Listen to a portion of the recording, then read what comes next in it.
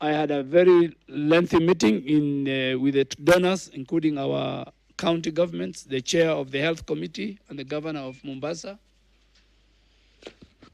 the CEO of the Council of Governors, the chair of the county CECs, 47 county CECs, and we have all agreed that we will only have one center of communication as per the Public Health Act, and that will be the ministry. So myself or the DG will speak to you. My name is Gloria from KTN. I just need clarification regarding this themselves at a health facility for testing. Where were they? And when, with regards to their travel history, when did they come to the country? Where were these tests conducted? And then if you could also give us some names of these counties, the 22 high-risk counties. Number one, the patients, even you know our labs. Our labs is our national laboratories under the National Public Health Institute. Our other labs are the Cambry labs. And our other labs are, for the last reference, is the Cambry labs that they run together with USCDC. And I told you we had 3 patients and 4 people who accompanied them. They went to hospitals. They look like they have the symptoms. But because of the history, recently they came back from that ecosystem, that area. That's why they were isolated, assessed, and they all became negative. Yes. Nairobi, Kericho.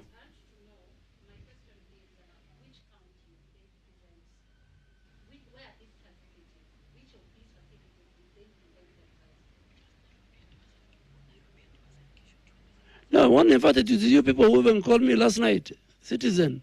One was St. Luke's in Wasingishu. You know, you're asking me information, you know. The one of last night was St. Luke's in Wasingishu. The other one was in MP Shah. Yeah, and KU. The 3, and there are 4. These stories were with the media. In fact, I was being given by the media, and you have done a very good job. Particularly the one of last night. I mean, you kept me busy. I was flying, and I had to respond and make sure that results were negative. We will give you the high-risk counties. Of course, the high-risk counties, number 1, Busia is one of them. Bungoma, Trans Nzoia, Mombasa, because of the truck drivers. And we are trying to map up the whole corridor of the northern corridor. We'll map it out, Sagla, wherever the trucks stand. Turkana, because of South Sudan. So we will give you a list of all the 22 counties before I leave here.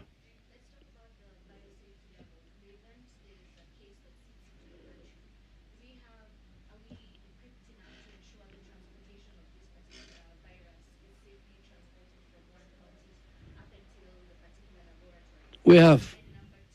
Let me first answer that. Cambry, and that's why Cambry graduated into a graduate university. Cambry has the highest biosafety lab in the entire region.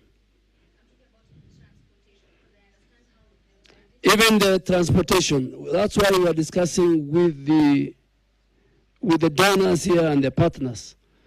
The type of ambulance that carries those people is not an ordinary ambulance. Yeah. There should be no visibility and contact between the driver and the patient. Those are technical things.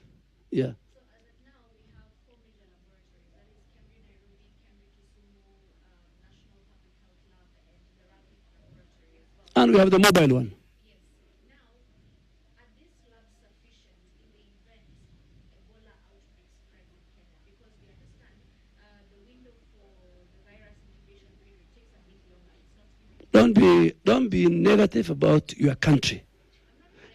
I want to assure you that as a country, as a regional hub, our labs are the best, not only for this particular incident, but we can deal with any incident. I am so proud of the Minister for Health, the capacity, and we are continuing to build.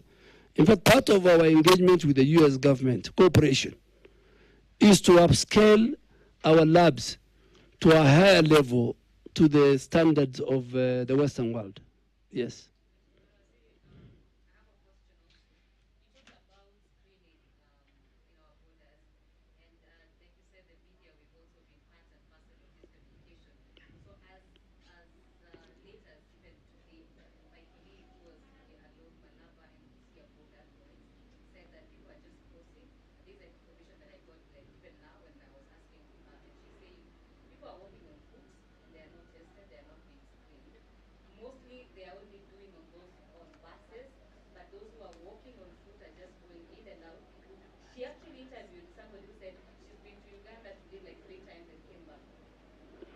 That person, for her own health interest, if she has grown 3-4 times, she should be scared of Ebola.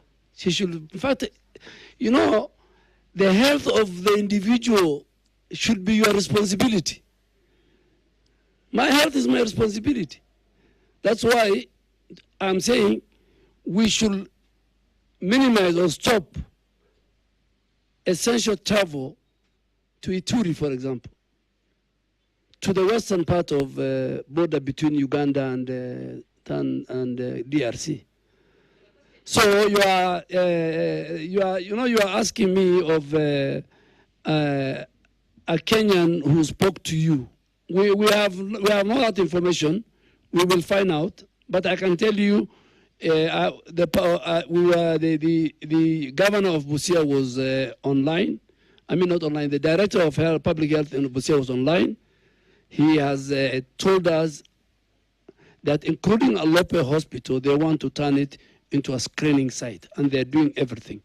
All that I need to do now, Monday, is to bring the other agencies, the immigration, the KRA, the police, all the stakeholders within the border crossing, so that we have a very seamless way of screening those who are on foot, those who are on buses, at our airports and all that. So we're doing it. And I agree with you. Yes.